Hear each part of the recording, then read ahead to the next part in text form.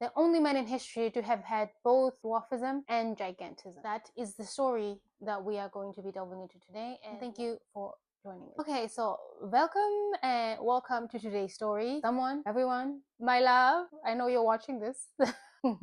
Welcome. Today's story, it is that of Mr. Adam Rayner, a man with one of the most unique human existences possible. The only man in history to have had both dwarfism and gigantism. Okay, so Mr. Adam Rayner is born in 1899, a year known for the Boer War, sometimes referred to as the Anglo-Boer War, which both of those names to me personally give very little regard to the many South Africans that fought and lost in that and lost their lives in that war. Alas, 1899, you know what else happened then? Aspirin, well, the beginnings of it. The Bayer German company, they patented aspirin. So with every intention of actually making aspirin. We have the Bayer family to thank for. And the first auto repair shop, the first ever auto repair shop was opened. That whole Henry Ford leaving Edison illuminating company to kind of start his own, to work in his own business, which we all know what it ended up becoming, which is the Ford Empire. You know, that happened that year. I think that was the year that he left. He had been working at the Edison company and he left that year to actually start out his own business, to pursue his ultimate ambitions for the automotive company, for the automotive industry. And also, US signed a peace treaty with Spain, and then after that, Spain waived its claim over Cuba, and yeah, Cuba was freed of the Spanish rule. Also that year, USA acquired Puerto Rico and Guam. Colonialism is wild. Anyway, so yes, all those events happened in 1899, in the year that Mr. Adam Rayner was born. Adam Rayner was born in the city of Graz in Austria, otherwise referred to at the time as the Austria-Hungary Empire. Graz is the second largest city in Austria, with Vienna being the largest. It's Vienna, and then all the other cities, the numbers drop off quite significantly. Interesting fact, Graz's historical city center was added to the list of the World Heritage Site by UNESCO. And what that means is that the city center of Graz has protection by the World Heritage Convention. History preservation, essentially. I was looking up what that meant when a city or an area is added to the World Heritage Site. And I was reading up on the requirements to make that list, to make the World Heritage List, you know, to have that protected status on a list that contains lakes, cities, deserts, forests, monuments, ancient ruins, wilderness areas, mountains, etc., etc. It has a lot. Like the Great Barrier Reef, it's on the World Heritage List. The Serengeti in Africa is on that list also. And my neck of the woods, the Fort Bridge, is also on that list,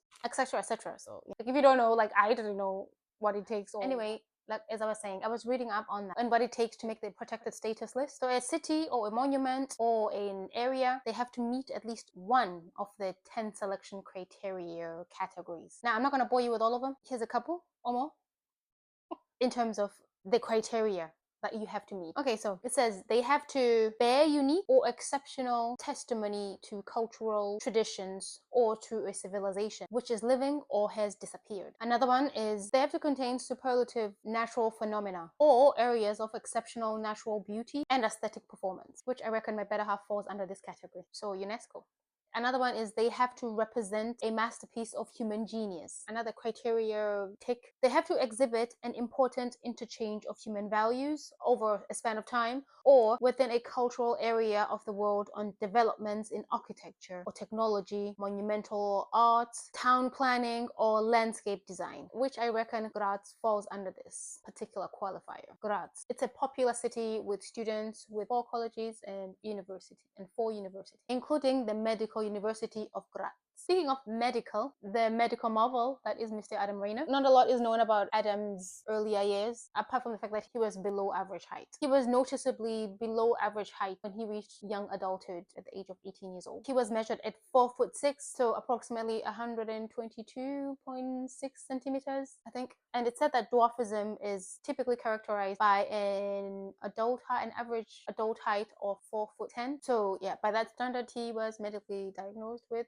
dwarfism. And we know this because he was why am I talking like that? And we know this because he was measured in 1918 when he tried to enlist to fight in World War One for the Austro-Hungarian army, but unfortunately for him, he was deemed too short for enlisting. I think the average height for enlisting back then was on average about 5'2". I could be wrong though. And I think the world's tallest man ever to have ever existed on planet Earth, Robert Wadlow, I think, yeah, his name was Robert Wadlow. He was being born that year in 1918, which I thought was kind of interesting. I don't know. I'm just confabulating with myself, to be honest with you, on that one. Anyway, reportedly, he tried to enlist again the following year, Adam Rayner, and when he did, which would have been 1919, which feels off saying that. Anyway, so when he tried to enlist again the following year, he was measured at 4'8", so he'd grown a little bit, but he was still, again, well below the average height required for enlisting, and was sadly once more was not accepted into joining the army. One of the most surprising facts about Adam's case is that throughout all of this, his hands and his feet were those of an average sized person. Reportedly, it's said that his shoe size was a size 43, European size that is. He was a size 43, which in the United Kingdom, I think that's about a size 9,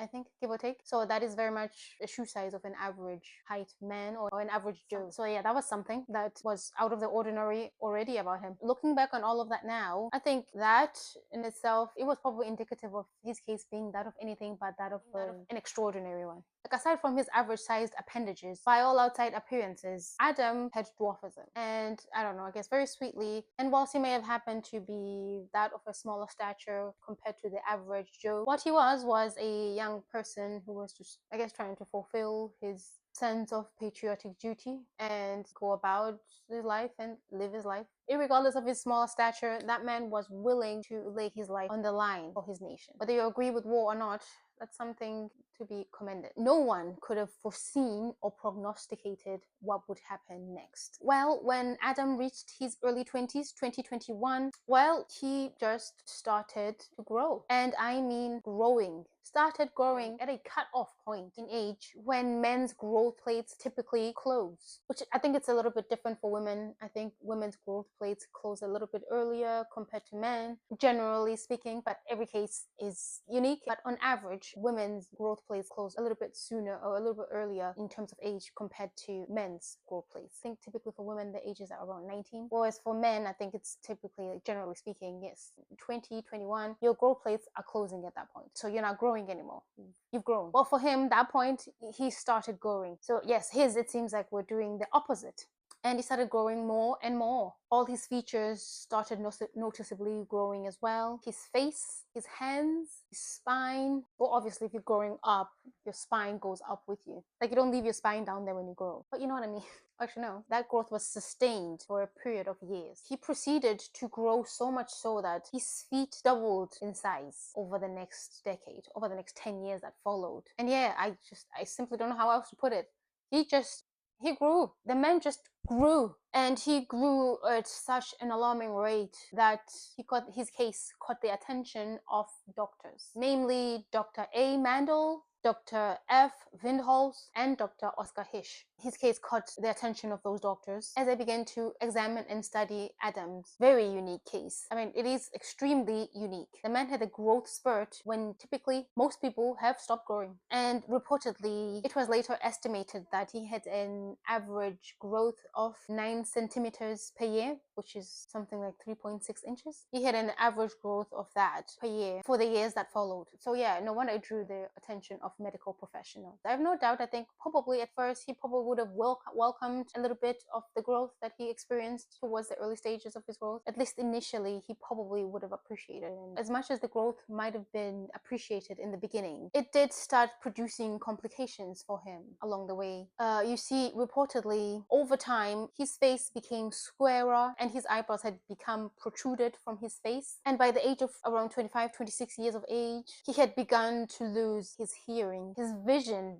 became somewhat compromised. He suffered from severe, frequent headaches, and believe me, those can be extremely debilitating sometimes. And worst of them all is that his spine had begun to have a pronounced curvature, which to my very pedestrian understanding, that is never a good thing when that happens. That in itself would have presumably presented mobility issues for him. And to top it all off, he sadly and very painfully could not complete a normal bite when taking a bite out of anything he might be taking a bite out of because of the sheer size that his tongue had grown to be. So yeah, sadly, his growth really genuinely doesn't sound like that one of a comfortable one. All of this sounds enormously painful, to say the least. And he was now standing at a lofty 7'1", which is like 216 centimeters, give or take. Yeah, so he was standing at 7'1" at the age of 30 years old, which raises the question, was this normal human growth for a person in their 20s to go from 4'8" to 7'1" without intervention? That is, I mean, we all know nowadays, in terms of modern day medicine and technological advancements, there's interventions that, you know, that can be performed to help elevate one's height should they feel like they need a few extra inches. And even then, I think that would be quite a leap even in today's modern day science. But it's nothing like 4'8" to 7'1". And also, I'm sorry, like, the procedure for heightening oneself, it looks like one of the most painful things that one can ever do. Unnecessary. Okay, sorry, I'm not judging anybody who has had those things done. Good for them. You do you. But it doesn't look worth it just based on what I've seen from people in recovery. I don't know. It doesn't matter. Anyway, listen. You do what you need to do. As long as you're not harming anybody, you do what you need to do to feel good. If you have the money for it, amen. I'm not here to judge anybody. But anyway, back to Adam Rayner. I posed the question, was this normal human growth? Well, recall what I said earlier about his features and how they started growing. Well, it was from these that the doctors working closely on his case were able to find out what it is that was actually going on with him. It was from these symptoms that the doctors working on his case and evaluating him that they were able to diagnose what it was that was causing his rapid growth. It was acromegaly. I have a knack for butchering names, and I'm so sorry, names and words, and my sincere apologies. Yeah, so acromegaly is a condition whereby the body produces too much human growth. Okay, what? No, that's not it at all. Sorry, that's a lie. No, that's not human growth. That's what this whole thing is about, human growth. Anyway, acromegaly is a condition whereby the body produces too much growth hormone, causing body tissues and bones to grow more quickly. It is caused by a benign tumor growing on the brain's pituitary gland. That's what was behind his rapid and unexpected growth. Now, at the time, not a lot was known about the condition, but despite that, due to the health complications Adam's case was presenting and its projected trajectory, the doctors deemed medical intervention was needed and necessary to curtail further growth and further complications. Reportedly, his physician, Dr. Oscar Hish, concluded that it was of utmost necessity and importance that Adam underwent what was at the time very risky yet pioneering operation to remove the tumor. I think it was the first time that an operation or procedure of this kind had been done. If it was not the first time, then it was definitely one of the first. And Adam was 31 years of age at this point when the doctors deemed that he had to have the procedure. And mind you, this was around the same time that Robert Wadlow, the tallest man, I mentioned him earlier, the tallest man who has ever lived, actually. I think he's still on record as the tallest man to have ever been recorded that has ever lived. If you look at the photos juxtaposed with a regular person, quite a stark difference. But it was around the same time that Robert Wadlow had been dissuaded by doctors from undergoing the same procedure to remove his tumor, as it had been deemed too high risk because it was a very risky operation. So yes, I would imagine there was a significant level of trepidation in regards to Adam having the operation. Ultimately, Adam decided to proceed forward with having the operation. So in 1930, the good Dr. Oscar went ahead and performed the operation, and he managed to remove the tumor. And by all accounts, the operation was considered a roaring success. And you would think that should have been the end of it. But no, unfortunately, it was not the end of it. So when Adam was examined a few months later after the operation had been performed, the doctors discovered that since the operation, he actually hadn't grown any taller, which is good. But unfortunately, and however, his spine had curved even further than before, which that in itself was indicative of growth. His growth hadn't stopped, but merely slowed, though nothing like the growth before. But yes, his growth hadn't completely come to a stop. It had just slowed. But it does seem like since the operation, having the operation, it gave him a slightly better quality of life, as he was able to live on his own after the operation, and he was able to take care of himself throughout the 1930s and the early 1940s. Around the mid 1940s, his health issues relating to his issues with his spine and his sight issues just seemed like those issues started to catch up with him, unfortunately. And he ended up being admitted to an assisted living facility when he was around 45, 46 years of age, where he lived out the remainder of his life. Reportedly, residents had only good things to say about him whilst he was living there. A kind man, if not a little clumsy at times. What's my excuse? So yeah, Adam lived out the rest of his life in that assisted living facility until around 1950. I think it was actually 1950 when he had to be and was admitted to hospital for a condition unrelated, I believe. And unfortunately, he didn't survive the condition and passed on at the age of 51 years of age. And upon his passing, they measured him again. And astoundingly, he was measured at 7'8". So what is that? 243 centimeters? My standard measurement is the foot system that they do here in Britain. So yeah, 7'8" is what he was measured at the time of his passing. From 4'6" to 7'8". Like that's a lot. A lot for the body to adjust to, especially beyond puberty. So how is it that Adam has dwarfism to begin with? Well, dwarfism, so to speak, as it didn't physically present any of the physical features associated with dwarfism, aside from just his height. Well, reportedly, according to Dr. Oscar Hirsch speculated that Adam's thyroid function was abnormal, which is what contributed to his growth or lack of growth. I will just leave that one up to the experts because I have no idea. His thyroid function was abnormal, which restricted his growth. And then in his 20s, his pituitary tumor didn't develop until Adam was in his early 20s, which is what caused the growth. So it seems like it was two kind of different health conditions that are the story here in terms of what was Adam's life. One restricting his growth from early on, and one that gave him that exponential growth, later on in life. Yeah, so that's that. Adam was born with dwarfism and he passed on as a giant person. I don't know any other stories like that. I would never read any. No, I couldn't find a single one where that was the case. The only case in history. But anyway, yeah, so that is Adam's story. Adding on to all of this, I think without the doctors involved in his case, so Dr. Mendel, Dr. Hirsch, Dr. Winholz, all those doctors that observed and worked on Adam's case, and especially without Adam himself being receptive and willing to be a subject, the world of people with gigantism would not be where it is today, whereby people with same or similar conditions are routinely operated on. Well, not like routinely, but I don't think it can ever be truly like, oh yeah, it's like removing a toe kind of thing.